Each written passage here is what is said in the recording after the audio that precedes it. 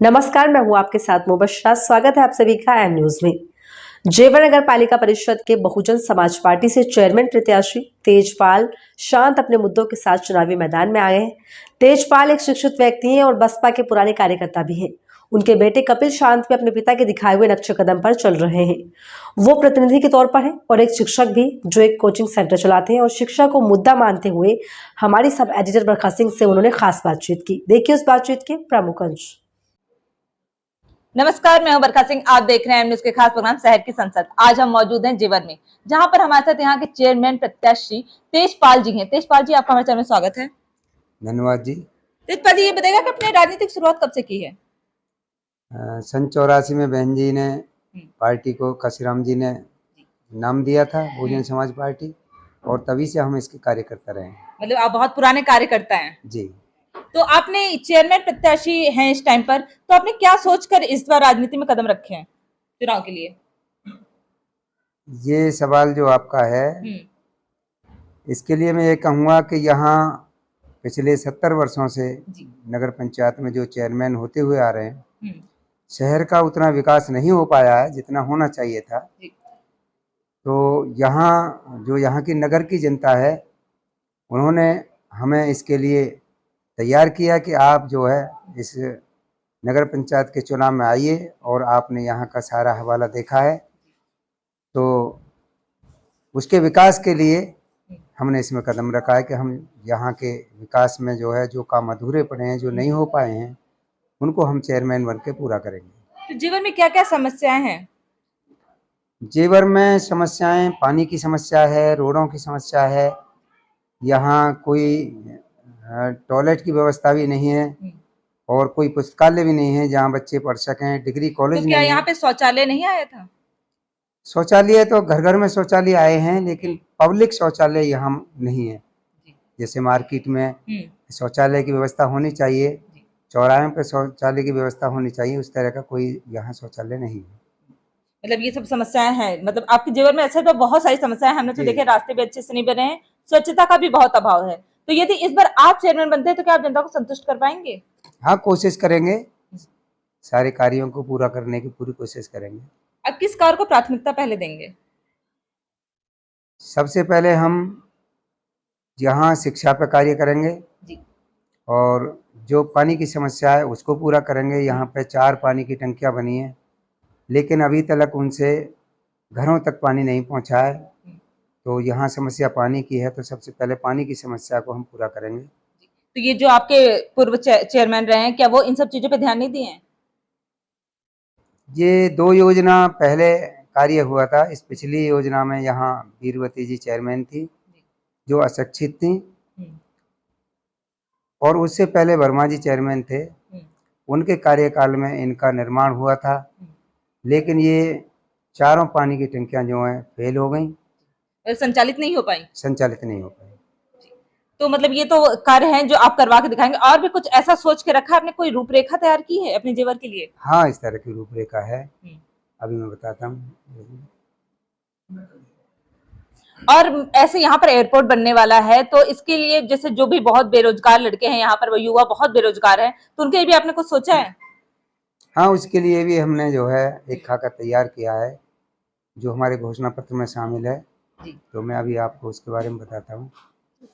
कपिल शांत जी, आपका हमारे चैनल में स्वागत है। Thank you ma'am. तो आप क्या जो तेज जी हैं, उनके प्रतिनिधि के तौर पर कार्य करेंगे? मैं उनका बेटा हूँ, उनसे पैदा हूँ जी। उनके जो जितनी भी अच्छाई है वो मेरे सारे अंदर है। उन्होंने जो मुझे शिक्षा दी, समाज में बुराइयों से लड़ने का जो रास्ता दिखाया, मैं उसमें उनकी उम्मीद से भी बेहतर काम करने का दिखाऊंगा अपने पिताजी को। इसमें कोई दोहराई नहीं है। मतलब क्योंकि जेवर की जनता को तो अपने चेयरमैन से बहुत सारी उम्मीदें हैं, तो क्या क्या उम्मीदें आप लगा के बैठे हैं कि यदि इस बार आप चेयरमैन बनेंगे तो वो कार्य करके दिखाएंगे? ऐसे कौन कौन से वादे हैं? मैं 2-3 बातें मैम आपसे कहूंगा। एक तो ये कि जब से जेवर में नगर पंचायत आई, इस नगर पंचायत को कभी ठीक ठाक चेयरमैन नसीब हुए नहीं। हमारे औरंगजेब जी चेयरमैन हैं, उनकी क्वालिफिकेशन से नल, अनपढ़ हैं। फिलहाल जो वीरवती जी हैं वो भी अनपढ़ हैं। उनसे पहले जो चेयरमैन थे वो अपने उद्योगपति में सारा बजट उन्होंने अपने इसमें लगाया। तो यानी ठीक ठाक जो चेयरमैन है, जो समर्पित होकर के जनता के लिए काम करे, वो कभी नसीब हुए नहीं जेवर को। और आप रूपरेखा की जो मुझसे बात कह रही थी आप ऐसा, तो रूपरेखा भी मैं आपको विस्तार पूर्वक समझाऊंगा। मतलब आपने एक रूपरेखा इसका मतलब तैयार कर ली है? पूर्णतः। और 5 साल में पूरी ना हुई तो जीवन में राजनीति खत्म, संन्यास ले लेंगे या जेवर में राजनीति नहीं करेंगे दोबारा चेयरमैन के लिए, अगर पूरा नहीं कर पाए तो। ये तो 5 साल बाद जनता ही बताएगी। वो मैं बताऊंगा आपको अभी। जी जी जी। और आप जी, जी, आप कितने शिक्षित हैं ये जनता जानना चाहती है? मैं कितना शिक्षित हूँ? जी। अगर मैं अपनी बात करूं तो मैं बीएससी हूँ, बीएड हूँ, एमए हूँ, Delhi police sub inspector qualified हूँ, कांस्टेबल क्वालिफाइड हूँ, सीटेट क्वालिफाइड हूँ। ये सब मेरी क्वालिफिकेशंस हैं। मतलब इतनी क्वालिफिकेशन है उसके बाद भी राजनीति में आना, इसके लिए कुछ कोई खास वजह रही हो? पिछले 5 वर्षों से बच्चों को सरकारी नौकरी की तैयारी करा रहा हूँ। 150 से ज्यादा बच्चे मेरे सरकारी नौकरी में लगे हुए हैं आज। और ये भारत का संविधान है जी। 12वीं अनुसूची में 18 विषय हैं जो नगर पंचायत के कंट्रोल में आते हैं। 18 के 18 पर काम होगा। और जितने भी आपके प्रत्याशी हैं उन्होंने संविधान की शकल तक नहीं देखी होगी अभी। ये भी मैं आपको दावे के साथ बता रहा हूँ। तो मतलब इस बार जो जेवर की जनता आपसे उम्मीद लगा रही है, आप उन पर खरे उतर के दिखाएंगे? अरे मैं आपको प्लान समझाता हूँ, आपको क्या प्लान है मेरा। हमारे फादर साहब ने क्या क्या रूपरेखा तैयार करी है। पहला है, जेवर में गरीबी व्याप्त है, पूरे देश में गरीबी व्याप्त है, क्योंकि जेवर की जिम्मेदारी के लिए हम लड़ रहे हैं। जेवर में आने के बाद सबसे पहले एक निशुल्क कोचिंग संस्थान शुरू होगा जो हमारे जेवर के बच्चों को निशुल्क शिक्षा देगा, जिससे वो कोचिंग सेंटर में तैयारी करके सरकारी नौकरी में लगेंगे। क्योंकि मैंने देखा है 2000 रुपये 1500 रुपये महीने देने की भी हमारे लोगों की हैसियत बहुत कम है, तो उनके लिए तो पूरा रियायत दूंगा। नगर पंचायत के बजट का पूरा इस्तेमाल उन लोगों के लिए होगा जो गरीब है यहाँ के। दूसरा, पुस्तकालय नहीं है। इस देश को सबसे ज्यादा किसी चीज की जरूरत है तो वो है एजुकेशन। आज आपने देखा होगा, आप तमाम बड़े बड़े शहरों में देख लीजिए, लाइब्रेरीज में बच्चे पढ़ते हैं। जीवर में लाइब्रेरी नहीं है तो प्राइवेट है।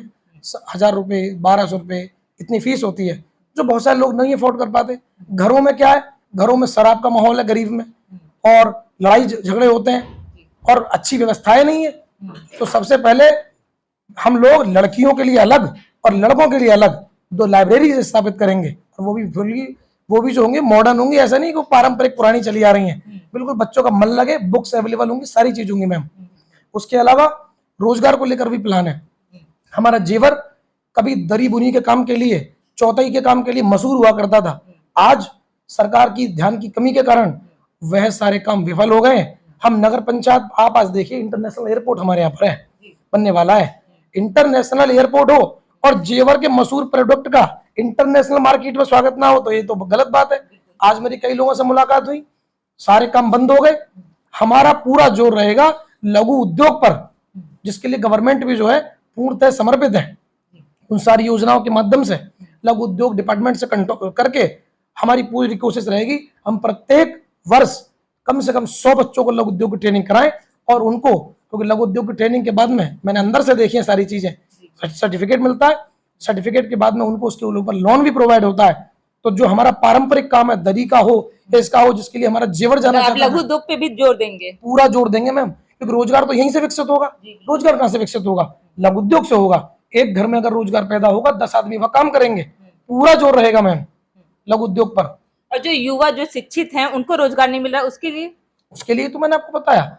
एक बात बताइए, नौकरी करना ही कौन सी अच्छी बात है? हम कोचिंग सेंटर खोल रहे हैं, जो लोग लग जाएंगे वहां पर वो ठीक, लेकिन जो लोग नहीं लग पा रहे, जो लोग कुछ और करना चाहते हैं, बेहतर करना चाहते हैं, जो एंटरप्रेन्योर बनना चाहते हैं, उनके लिए हम लघु उद्योग विकसित करवाएंगे। करिए बेहतर काम, किसने रोका है? मैं दिल्ली जाकर अपना रोजगार खुद स्टार्ट करिए। बिल्कुल करिए, और इसी की जरूरत है। तो और मतलब और भी ऐसा कुछ महिलाओं के लिए भी सोच रखा है? हाँ, महिलाओं के लिए भी है। पहली बात तो ये जो मैंने आपको बताया, ये लाइब्रेरीज में सिर्फ पुरुष तो पढ़ेंगे नहीं। जी, वो तो आपने बताया कि महिलाओं के लिए अलग लाइब्रेरी की व्यवस्था करवाएंगे। जी जी जी। और कुछ महिलाओं के लिए स्पेशल? एक चीज और है मैम, यहाँ से 15 किलोमीटर बाद हरियाणा शुरू होता है। हरियाणा एक ऐसा स्टेट है जो राष्ट्रीय और अंतर्राष्ट्रीय स्तर पर मेडल लाने का काम करता है। और 15 किलोमीटर इधर आपको ढूंढने से भी नहीं मिलेगा कोई जो खिलाड़ी हमारा उत्तर प्रदेश का जो वहां जा रहा हो नेशनल इंटरनेशनल खेलने। क्यों? क्योंकि ध्यान नहीं दिया गया। मैं पूरी कोशिश करूंगा अपने फादर साहब के माध्यम से कि जेवर में एक हम इतना बड़ा प्लेग्राउंड खोल पाए जिसमें हमारे बच्चे एथलेटिक्स में आगे बढ़े और जिस भी चीज में आगे बढ़ना चाहे उसमें आगे बढ़े। हमारा पूरा जोर रहेगा। जेवर के पास में जमीन की कमी नहीं है। मतलब ये सब जो जमीन पड़े हुए हैं जो सरकार के, उस पर आप ये सब एक पार्क या फिर क्रीड़ा क्षेत्र ऐसा भी बनवाना चाह रहे हैं जिससे जो बच्चे हैं वो उभर कर आ गया है? जी बिल्कुल, मैं तो चाहता हूँ, मैं नौजवान हूँ, मैं क्यों नहीं चाहूंगा नौजवान आगे बढ़े। 5-5 साल नौकरी की तैयारी करते हो जाते हैं, बेकार हो जाते हैं। और कोई मुद्दा? बहुत मुद्दे में, जैसे जेवर है, 70 सालों से जो सीमा पहले पड़ी थी वो आज की भी ऐसी है। तो लाल डोरा की जमीन कहते हैं, उसकी नगर पंचायत का विस्तार होना चाहिए, लोगों को उसका फायदा मिलना चाहिए। सीमा विस्तार की यहाँ पे दिक्कत है, सीमा विस्तार नहीं हुआ है अभी तक। बिल्कुल होना चाहिए, हम पूरा प्रयास करेंगे। जेवर जैसे बड़े शहर में बस स्टैंड नहीं है, जेवर में हमारे बच्चे नोएडा पढ़ने के लिए जाते हैं, काम करने के लिए लोग जाते हैं, एक बस स्टैंड तक नहीं है, 2 बस लगी हुई है सुबह। मैं देखिए, हम कोशिश कर सकते हैं, बस स्टैंड नगर पंचायत का विषय नहीं है, लेकिन बतौर चेयरमैन हम उसके लिए लड़ाई लड़ सकते हैं। विधायक जी के माध्यम से, सरकार के माध्यम से, सांसद जी के माध्यम से पूरा प्रयास करेंगे, यहाँ पर वो लेकर के आए। और आप लोग यमुना एक्सप्रेस वे पर जाइए, खुर्जा रोड है, मैंने कई महिलाओं को वहां से ऊपर से नीचे गिरते देखा है, क्योंकि यहाँ पर व्यवस्था नहीं है। और यहाँ से सैकड़ों लोग, कम से कम 700-800 लोग नौकरी करते हैं, पढ़ने जाते हैं बच्चे, ऊपर चढ़ जाते हैं, वहां से कई बार गिरते देखा है मैंने उनको। ऐसा कोई व्यवस्था नहीं है जो ऊपर चढ़ने उतरने की हो, तो ये कमियां ही तो हैं। जी जी, मतलब आप छोटी छोटी कमियों को भी देख कर रखे हैं कि इनको भी मुद्दा बनाकर काम करेंगे इस पर। मैम, पूरा बाजार में चले जाइए आप, वहां से दाऊजी मंदिर से लेकर चौराहे तक एक टॉयलेट नहीं है। जितना भी व्यापारी है, मुझे कहते हुए बड़ा अजीब लग रहा है कि वहीं जो नालियों में टॉयलेट करते नजर आते हैं, व्यापारी वर्ग है, टॉयलेट तक नहीं है। क्या नगर पंचायत के लोग काम करेंगे? इतना बड़ा लंबा चौड़ा बजट है, किस लिए वो बजट? इनके अपनी जेबों को भरने के लिए है ना। ये तक नहीं पता किताब में लिखा क्या है। ऐसे ऐसे चेयरमैन नसीब हुए हैं, इंग्लिश में चीजें आती हैं, इनको हिंदी पहले में तो आती है। प्रत्याशी ऐसे बहुत सारे वादे इन लोगों ने भी कर रखे हैं जो आपके पूर्व भी हैं, पर वो लोग जब चेयरमैन बन जाते हैं तब वो कार्य नहीं करते हैं। देखिए, औरों का तो ठेका लिया नहीं है, पहली बार राजनीति में कदम रख रहे हैं, पढ़े लिखे लोग हैं। हम तो ये कह देते हैं साहब, कोचिंग सेंटर में पढ़ाते हैं, हमारे बच्चे लगे हुए हैं, रिजल्ट हमने पहले से दिया, प्लानिंग हमसे आती है, संविधान हम पढ़ाते हैं, इकोनॉमिक्स हम पढ़ाते हैं, ज्योग्राफी हम पढ़ाते हैं, हिस्ट्री हम पढ़ाते हैं, मैथमेटिक्स हम जानते हैं। हमारे पास ना नॉलेज की कमी है ना प्लानिंग की कमी है। प्लानिंग और नॉलेज हमारी पर्याप्त है, 5 साल में दिखा देंगे सबको। ये तो देखने ही वाली बात होगी। और कुछ जनता से कहना चाहेंगे आप? जनता से तो मैं यही कहना चाहूंगा कि देखिए, उत्तर प्रदेश है, राजनीति जाति पर खत्म और जाति से शुरू होती है। सच सुनना चाहो तो आप मेरे से। बाकी बहुजन समाज पार्टी एक ऐसी पार्टी है जिसके गृह जनपद है माननीय बहन जी का, और इस गृह जनपद को जो सौगात बहन जी ने दी शायद कोई दे पाए। इस गौतम बुद्ध नगर को क्या नहीं दिया बहन जी ने। एक जिला बनाया, तहसील है जेवर, बहन जी ने बनाई, यहाँ के लोग खुर्जा जाया करते थे। और इसी जेवर में जब बहन जी गौतम बुद्ध नगर आई, सबसे मोहब्बत उनकी जेवर से थी, हर बार जेवर में आई। जेवर के लिए तो उनका जो है विशेष स्नेह रहा। और मैं जेवर की जनता से भी कहना चाहता हूँ, डायरेक्ट सीट पर नजर है उनकी, अनारक्षित सीट है, एससी उम्मीदवार है। बहन जी विशेष तरीके से देख रही है कि मैंने जेवर को जो दिया वो जेवर मुझे मोहब्बत देता है कि नहीं देता है। और अगर इस जेवर की जनता ने दोबारा से बहन जी को वही मोहब्बत दिखाई तो मैं आपको बता रहा हूँ, विकास की कमी नहीं होगी। बहुत बहुत धन्यवाद हमें समय देने के लिए। Thank you very much. ये थे हमारे साथ चेयरमैन प्रत्याशी तेज और उनके बेटे कपिल। उन लोग का कहना है कि वो काफी शिक्षित हैं, तो उन्होंने एक रूपरेखा तैयार करके रखी है, उन्होंने सब कुछ देख लिया है कि लघु उद्योग तक कैसे करने हैं। अब तो ये देखने वाली बात होगी कि जेवर की जनता का फैसला क्या होता है। तब तक लिए बने रहिए एम न्यूज के साथ, मैं वर्षा सिंह। कपिल बताते हैं कि वो लाइब्रेरी की व्यवस्था कराना चाहते हैं और नगर में कोई सार्वजनिक शौचालय नहीं है जिसका निर्माण अत्यंत आवश्यक है। ऐसे विकास की कई आवश्यक बातें उन्होंने हमारे साथ साझा की और उसका कैसे समाधान निकलेगा वो भी बताया। पर जनता का फैसला क्या है, वो क्या चाहती है, ये चुनाव में देखने के बाद ही पता चलेगा। तो फिलहाल इस रिपोर्ट में इतना ही। बने रहिए हमारे साथ और देखते रहिए एम न्यूज। एम न्यूज, साथ सच का।